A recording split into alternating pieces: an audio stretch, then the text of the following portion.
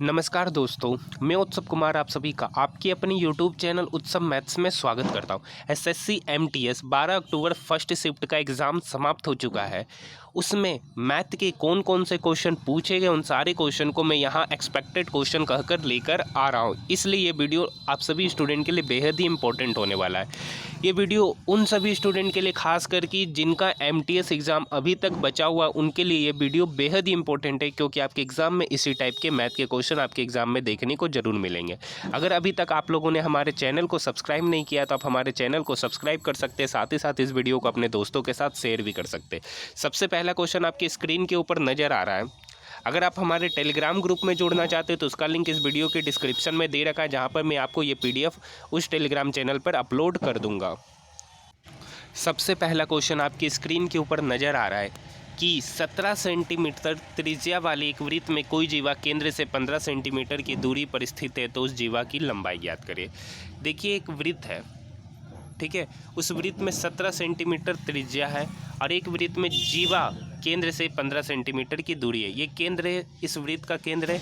इस वृत्त के केंद्र से जीवा, ये जो जीवा AB है, उस केंद्र से कितना सेंटीमीटर की दूरी पर स्थित है? 15 सेंटीमीटर की दूरी पर स्थित है। तो आपसे उस जीवा की लंबाई यानी आपसे AB पूछ रहा है। अब बताइए, वृत्त के केंद्र से उसके किसी भी सरफेस को जो मिला देते उसी को क्या कहते हैं? त्रिज्या कहते हैं। मतलब ये त्रिज्या की लंबाई कितना दे रखा? 17 सेंटीमीटर दे रखा। आप यहाँ पे देख सकते हैं, इस सेंटर का नाम दे देते O। अब यहाँ पर हो गया OA, इस पॉइंट का नाम दे देते M। OAM एक कैसा ट्रायंगल है? एक राइट एंगल ट्रायंगल है, जिसमें OA कितना सेंटीमीटर है? 17 सेंटीमीटर। OM कितना सेंटीमीटर है? 15 सेंटीमीटर। तो AM कितना होगा? पाइथागोरस प्रमेय से ये 17 है, ये 17 हाइपोटेनस 17 है और परपेंडिकुलर या बेस कोई भी 15 होगा, तो जो बचा हुआ साइड होगा वो कितना होगा? 8 सेंटीमीटर होगा, ट्रिपलेट के नियम से। नहीं तो आप निकाल भी सकते हैं। 17 का स्क्वायर 289, 289 में से अगर हम 225 क्या कर देंगे? घटा देंगे, तो आपका निकल के आएगा 64, और 64 का स्क्वायर रूट ले लेंगे तो कितना निकल के आ जाएगा? 8 सेंटीमीटर। यानी AM की लंबाई पता चल गई, कितना? 8 सेंटीमीटर।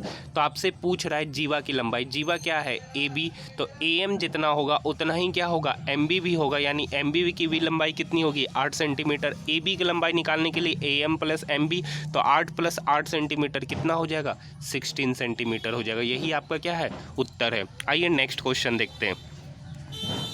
नेक्स्ट क्वेश्चन कह रहा है 50 विद्यार्थियों की एक कक्षा में 60% लड़के हैं। लड़कों के अंकों का औसत 62 है और लड़कियों के अंकों का औसत 68 है, तो पूरी कक्षा का औसत अंक ज्ञात कीजिए। देखिए, 50 विद्यार्थी की एक कक्षा है, इसमें 60% लड़का है, मतलब 50 का 60% अगर हम निकालेंगे तो कितना होगा? 6 × 5 = 30 हो जाएगा। यानी 30 बॉयज़ हो गया, तो गर्ल्स कितनी होंगे? 20 हो जाएगा, क्योंकि 50 में अगर 30 लड़का है तो 20 कितनी होगी? लड़की। अब पूछ लड़कों के अंकों का औसत 62 है। लड़कों के अंकों का औसत मतलब 62 है, तो टोटल अंक कितना होगा? 30 × 62 प्लस लड़कियों के अंकों का औसत 68 है। लड़कियों की संख्या 20 है, 20 को जब हम 68 से गुना कर देंगे तो टोटल लड़की का अंक पता चल जाएगा। अब पूछ रहा पूरी कक्षा का औसत अंक, तो पूरी कक्षा का औसत अंक निकालने के लिए क्या करना पड़ेगा? लड़कों का अंकों का योग प्लस लड़कियों के अंकों का योग को हम क्या कर लेंगे? ऐड कर लेंगे, divided by total number of student. Total number of student कितना है? 50। अब ये जीरो क्या हो गया? कट गया। 62 × 3 इधर हो गया 68 × 2। अब बताइए, 62 × 3 करेंगे तो कितना होगा? तो यहाँ पे 62 × 3 कर दिए तो 186 हो गया, और इधर 68 × 2 कर दिए तो 136, और नीचे है 5। तो यहाँ 6 + 6 कितना हो गया? 12। 8 3 11 11 1 12 हो जाएगा। यानी 322 डिवाइडेड बाय 5। अब 322 को जब हम 5 से डिवाइड करेंगे तो कितना निकल के आ जाएगा? 64.4% निकल के आ जाएगा। यानी पूरी कक्षा का औसत अंक क्या हो गया? 64.4%। आइए नेक्स्ट क्वेश्चन देखते हैं। नेक्स्ट क्वेश्चन बेहद ही आसान क्वेश्चन है कि पेट्रोल की कीमत 28% बढ़ गई। कोई व्यक्ति अपने खर्च को केवल 22% बढ़ाना चाहता है, तो उसे अपनी खपत में कितने प्रतिशत की कमी करनी होगी? मान लिया कि पहले पेट्रोल का कीमत 100 यूनिट था, अब पेट्रोल का कीमत बढ़ के कितना हो गया? 128 हो गया।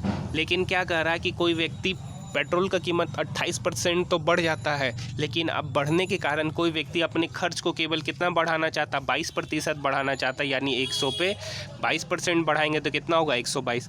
पहले 128 रुपये में 1 लीटर खरीदता था, अब 122 रुपये में 1 लीटर से कम खरीदेगा। कटौती कितना किया, 128 में से 22 घटा दो, कितना का कटौती, 6 का। कितने पर, 128 पर, तो 100 पर कितने का, यानी 6 गुना 100 कर देंगे तो कितना हो जाएगा 600। 600 डिवाइडेड बाय 128। अब इसको क्या करना है, हमें डिवाइड करना है।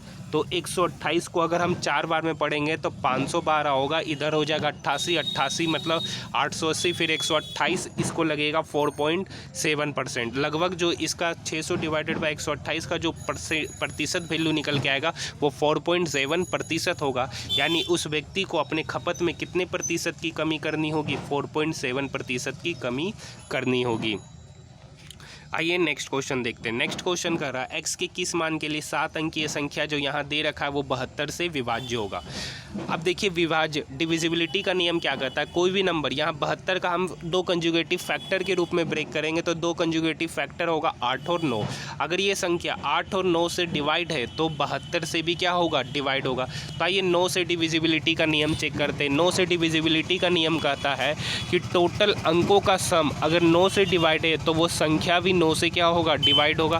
तो यहाँ टोटल अंकों का सम कीजिए, 5 + 5 10, 10 + 3 13, 13 + 5 18, 18 + 0 18 ही होगा, 18 और उसमें 2 जोड़ देंगे तो 20, और 20 प्लस क्या हो गया x। अब बताइए 20 + x 9 से कब डिवाइड होगा, जब x के जगह पर कितना आएगा, 7 आएगा, क्योंकि 20 + 7 27 और 27 9 से क्या है, डिवाइड है। तो यानी यहाँ पर जो नंबर होना चाहिए वो क्या होना चाहिए, 7 होना चाहिए। तो x के जगह पर क्या होना चाहिए, 7।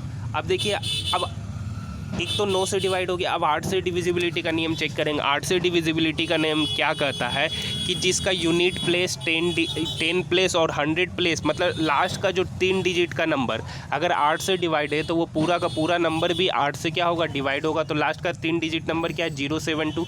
अब इसको 8 से डिवाइड करेंगे तो ये कितने बार में कट जाएगा, 9 बार में ये क्या हो रहा है, डिवाइड हो जा रहा है। यानी ये जो संख्या है 8 से भी डिवाइड है और 9 से भी डिवाइड है। कब, जब x का मान हम कितना रखेंगे, 7 रखेंगे। x का मान हम कितना रखेंगे, 7 रखेंगे। यहाँ तक बात समझ में आई। आइए नेक्स्ट क्वेश्चन देखते हैं।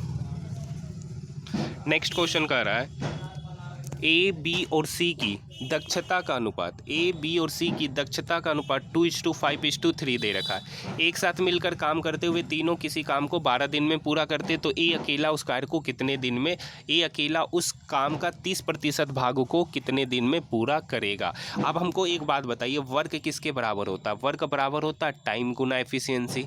वर्क बराबर होता है टाइम गुना एफिशिएंसी। यहाँ पर एफिशिएंसी दे रखा और टाइम दे रखा है तो हमको यहाँ पर टोटल वर्क निकालेंगे। तो वर्क बराबर हो जाएगा, टाइम कितना दे रखा है 12 दिन, एफिशिएंसी तीनों की एफिशिएंसी का सम 2 + 5 7, 7 + 3 10। तो वर्क कितना हो गया, 12 गुना 10 मतलब 120। वर्क कितना हो गया, 120। अब बोल रहा है इस कार्य का 30%, यानी 120 का 30% करेंगे तो कितना होगा, 120 गुना 30/100। अब ये टोटल कार्य का 30% कौन कर रहा है, ए कर रहा है। ए की एफिशिएंसी कितना है, 2, यानी उसको 2 से क्या कर देंगे, डिवाइड कर देंगे। ये 0 इस 0 को काट दिया, ये 0 इस 0 को काट दिया। ये 3 इस 12 को कितने बार में काटा, 4 बार में काटा, और ये 4 इस 3 के साथ मल्टीप्लाई होकर कितना हो जाएगा, 4 × 12 हो जाएगा। 2 5 2 7 3 10 120, 120 का 30%, तो 12 × 36, सॉरी 12 × 36, 36 डिवाइडेड बाई 2 कितना हो जाएगा, 18 हो जाएगा। यानी ए अकेला उस काम का 30% भाग को कितने दिन में करेगा, 18 दिन में करेगा। एक बार फिर से कैलकुलेशन देख लीजिए, टोटल वर्क हो गया 120, 120 का 30% कार्य को कराना है, 120 का 30% कार्य को कराना है। अब वो कार्य कर कौन रहा है, ए कर रहा है, तो उसकी एफिशिएंसी से क्या करना पड़ेगा, डिवाइड करना पड़ेगा। इसलिए 2 से क्या कर दिया, डिवाइड कर दिया। ये 0 कट गया, ये 0 और ये 0 क्या हो गया, कट गया। ये 2 इस 12 को कितने बार में काटा, 6 बार में, और 6 गुना 3 कितना हो जाएगा, 18 हो जाएगा। यानी ए अकेला उस काम का 30% भाग को कितने डेज में करेगा, 18 डेज में करेगा। आइए नेक्स्ट क्वेश्चन देखते हैं। नेक्स्ट क्वेश्चन है, एक व्यक्ति अपनी समान गति की 5/7, ये 5 नहीं, ये 5/7 गति से चलते हुए अपने कार्यालय में समान समय से 10 मिनट देरी से पहुंचता है तो कार्यालय पहुंचने का उसका समान समय मिनटों में क्या होगा। देखिए एक आदमी है, पहले जाता है 7 की स्पीड से। तो जब 7 की स्पीड से जाता है तो समय पे पहुंचता है। अगला दिन क्या होता है, किसी कारणवश वो अपना स्पीड क्या कर लेता है, कम कर लेता है, और उस समय वो अपनी स्पीड से जाता है 5 की स्पीड से जाता है, मतलब स्पीड कम कर दिया तो टाइम क्या होगा, ज़्यादा लगेगा। अब एक बात बताइए, वो घर से कार्यालय जा रहा है, पहला दिन दूसरा दिन हमेशा घर से कार्यालय के बीच की दूरी क्या रहेगी, कांस्टेंट रहेगी, यानी दूरी क्या है, कांस्टेंट। तो चाल और समय के बीच में रिलेशन इन्वर्स का होता है, यानी अगर स्पीड का रेशियो 7:5 है तो टाइम का रेशियो क्या होगा, 5:7 होगा। यहाँ पर देखिए कितना 10 मिनट की देरी से पहुँचता है, पहला दिन समय पे पहुँचता है, दूसरा दिन 10 मिनट की देरी से पहुँचता है, यानी टाइम का जो डिफरेंस है वो कितना है, 10 मिनट का। यहाँ पर टाइम का डिफरेंस कितना यूनिट का है, 2 यूनिट का। अब ये 2 यूनिट का वैल्यू ही कितना दे रखा है, 10 मिनट। 2 यूनिट का वैल्यू कितना दे रखा है, 10 मिनट। तो 1 यूनिट का वैल्यू कितना होगा, 5 मिनट। 1 यूनिट का वैल्यू कितना होगा, 5 मिनट। पूछ रहा कार्यालय पहुंचने का उसका समान मिनट। जब ये 7 की स्पीड से जाता था तभी वो समान समय, मतलब एक कांस्टेंट टाइम में पहुंचता था। तो वो टाइम कितना यूनिट है, 5 यूनिट। 1 यूनिट का वैल्यू कितना है, 5 मिनट। तो 5 यूनिट का वैल्यू कितना होगा, तो 5 गुना 5 यानी 25 मिनट होगा। यानी उसका समान समय, कार्यालय पहुंचने का उसका समान समय मिनटों में क्या है, 25 मिनट है।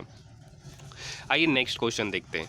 नेक्स्ट क्वेश्चन कह रहा है, एक वस्तु को 20% और 25% के क्रमिक छूट के बाद 288 रुपया में बेचा जाता है, तो उस वस्तु का अंकित मूल्य क्या है। मान लिया कि उस वस्तु का अंकित मूल्य क्या है, x। अब x पर 20% का डिस्काउंट दिया तो लिया कितना, 80%, यानी x का 80% गुना। अब इस पर अगेन 25% का डिस्काउंट दिया तो ले कितना रहा है, 75%, यानी 75/100 हो जाएगा। अब बेचा गया कितना में, 288 रुपया में बेचा। 1 जीरो से 1 जीरो क्या हो गया, कट गया। यहाँ से 25 दिया 75, 25 चौक 100 हो गया। यहाँ 2 चौक 8, यहाँ पे हो गया 2 पचे 10। ये 4 से 4 क्या हो गया, कट गया। ये 3, इस 288 को 3 नंबर 27, 3 छक 18, इधर बचा सिर्फ 5। x/5 बराबर 96, x/5 बराबर 96। ये 5 इक्वल के उधर जाके क्या हो जाएगा, मल्टीप्लाई हो जाएगा। तो यानी x बराबर हो गया 96 गुना 5। तो 6 पचे 30 का 0, बाकी 3, 9 पचे 45 और 3 480। यानी उस वस्तु का जो अंकित मूल्य होगा वो 480 रुपया होगा, और इस पर 20% और 25% का क्रमिक छूट देंगे तो वह उस वस्तु को 288 रुपया में बेचेगा। यहाँ तक बात समझ में आई। आइए नेक्स्ट क्वेश्चन देखते हैं। नेक्स्ट क्वेश्चन हमारा simple interest and compound interest के डिफरेंस का क्वेश्चन है। क्या कह रहा है, 11% प्रति वर्ष की दर पर 2 वर्षों के लिए x रुपया पर चक्रवृद्धि ब्याज और साधारण ब्याज का अंतर 60 रुपया 50 पैसा है, तो x का मान क्या होगा। अब देखिए सबसे पहले 11% का हम लोग फ्रैक्शन वैल्यू देखेंगे तो 11/100 होता है। पहले भी बता चुके कि जो डिनोमिनेटर में नंबर रहेगा, यहाँ पे 2 वर्ष है तो उसका स्क्वायर करेंगे, 3 वर्ष रहेगा तो उसका क्यूब करेंगे, 4 वर्ष रहेगा तो उसका पावर 4 करेंगे। तो यहाँ डिनोमिनेटर पे नंबर क्या है, 100। अब यहाँ पे कितना वर्ष, 2 वर्ष के लिए, तो 100 का स्क्वायर करेंगे तो कितना हो जाएगा, 10,000 आ जाएगा। अब 10,000 पर पहले वर्ष का ब्याज 11/100 है, तो 10,000 का 11/100 करेंगे तो कितना होगा, 1100। ये पहले वर्ष का ब्याज। दूसरे वर्ष का ब्याज भी 11/100। चूँकि चक्रवृद्धि ब्याज लेना है तो ब्याज पे भी ब्याज लिया जाएगा, तो यानी इस 1100 का अगर हम 11/100 करेंगे तो कितना होगा, 121, क्योंकि ये डबल जीरो इस डबल जीरो को क्या कर देगा, काट देगा, और 11 गुना 11 कितना हो जाएगा, 121। अब यहाँ पे आगे पढ़िए, चक्रवृद्धि ब्याज और साधारण ब्याज का अंतर कितना दे रखा है, 60 रुपया 50 पैसा। यहाँ पर चक्रवृद्धि, पहले यहाँ साधारण ब्याज कितना है, 1100 + 1100, ये आपका क्या है, साधारण ब्याज। तो 1100 + 1100 कितना हो गया, 2200। ये 2200 आपका क्या है, साधारण ब्याज। अगर हम पूछेंगे चक्रवृद्धि ब्याज कितना है, तो ये चक्रवृद्धि ब्याज साधारण ब्याज, उस साधारण ब्याज में 121 यूनिट क्या करना पड़ेगा, जोड़ना पड़ेगा। यानी 1100 + 1100 1200, अब 1200 में 121, सॉरी 1100 + 1100 2200, अब 2200 में 121 यूनिट जोड़ दीजिए तो 2321 यूनिट होगा। साधारण ब्याज 2200 यूनिट है और चक्रवृद्धि ब्याज 2321 यूनिट है। उस दोनों का डिफरेंस कितना यूनिट है, ये 121 यूनिट। ये 121 यूनिट ही उन दोनों का बीच का क्या है, डिफरेंस। यहाँ पर 121 यूनिट का वैल्यू कितना दे रखा है, 60.50 रुपया दे रखा है। 121 यूनिट का वैल्यू कितना दे रखा है, 60.50 दे रखा है। यहाँ से इस डेसिमल को हटाएंगे और यहाँ नीचे कितना आएगा, 10 आएगा। ये 121 इस 605 को कितने बार में काटा, 5 बार में। तो 1 यूनिट का वैल्यू कितना हो गया, 5/10 हो गया। 1 यूनिट का वैल्यू कितना हो गया, 5/10। तो प्रिंसिपल कितना माने थे, प्रिंसिपल माने थे हम लोग 10,000 माने थे। अब इस 10,000 में हमको 5/10 से क्या करना पड़ेगा, डिवाइड करना पड़ेगा। तो ये जीरो इस जीरो को क्या कर दिया, काट दिया। ये 5 1000 से मल्टीप्लाई होके कितना हो गया 5000 हो गया, यानी x का मान कितना हो गया, x का मान हो गया आपका 5000 हो गया। अगर आपसे पूछता चक्रवृद्धि ब्याज क्या है, तो चक्रवृद्धि ब्याज 121 यूनिट गुना 5/10, क्योंकि 1 यूनिट का वैल्यू कितना आया 5/10, तो 121 यूनिट का वैल्यू क्या हो जाएगा 121 गुना 5/10 हो जाएगा। यही आपका क्या होगा, सही उत्तर होगा। यहाँ तक बात समझ में आई? तो आज के लिए इतना ही रहने देते हैं।